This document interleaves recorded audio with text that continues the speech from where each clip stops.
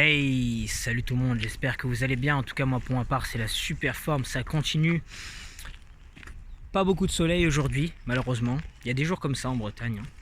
Mais la plupart du temps, je vous assure qu'il fait super beau en Bretagne. Et si vous ne me croyez pas, vous avez qu'à y venir. Enfin bref, aujourd'hui, nouvelle petite vidéo où on va parler justement de la prévention des blessures. Qu'est-ce que tu peux faire pour prévenir d'une blessure? Parce que l'autre jour je t'ai parlé justement dans une précédente vidéo de comment de pourquoi tu devais éviter de te blesser, et je t'ai donné des petits tips à la fin. Mais là on va parler justement de comment éviter de te blesser, parce que c'est bien beau de savoir pourquoi tu dois éviter, mais encore faut-il savoir comment éviter. Donc aujourd'hui on va parler justement des différentes petites choses que tu peux mettre en place dans ta routine pour éviter de te blesser. Déjà, premièrement, aspect hyper négligé de beaucoup de sportifs, la mobilité. Tu dois absolument travailler ta mobilité, et surtout si tu es boxeur.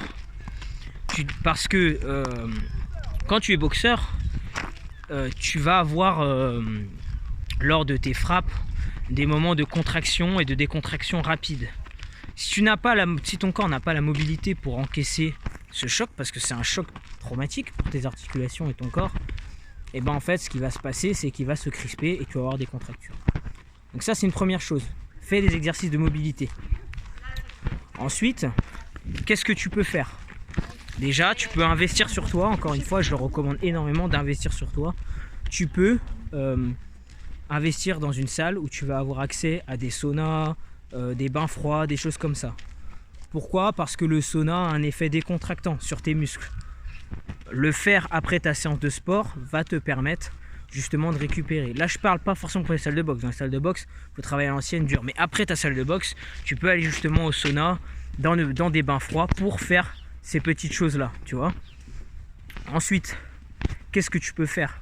Déjà, chaque fois que tu vas à ta salle de boxe, il faut que tu aies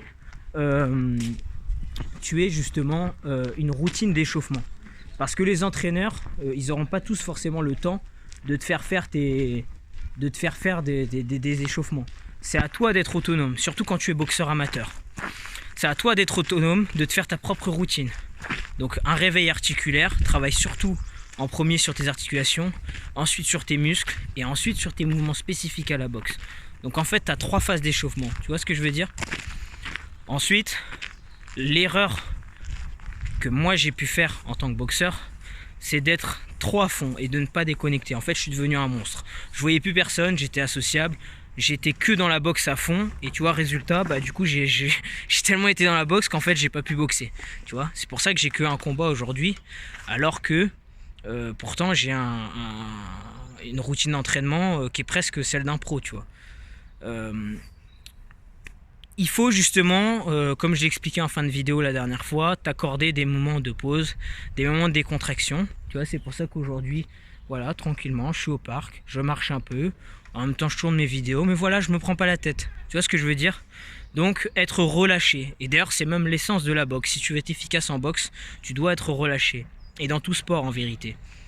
Tout sport, que ce soit le foot, le hand, implique justement des moments de relâchement pour être efficace lors de ta frappe. Par exemple, au hand, il faut que tu sois relâché pour envoyer le ballon, tu vois ce que je veux dire, sur tes appuis, sur plein de choses, parce que la contraction involontaire va pouvoir t'amener justement à la blessure. Et c'est toutes ces petites choses-là que tu peux patcher par ces choses-là. Tu vois, des saunas, des bains froids, une routine d'échauffement, mais aussi moi, un truc que je te recommande et qui est souvent discrédité, la méditation. La méditation est très très intéressante pour décontracter, penser à rien et complètement évacuer, sortir de ta routine d'effort. C'est important. Parce qu'encore une fois, comme le disait un de mes anciens entraîneurs, le trop est l'ennemi du bien. Voilà. En tout cas, je vous souhaite une bonne continuation et puis à la prochaine. Ciao.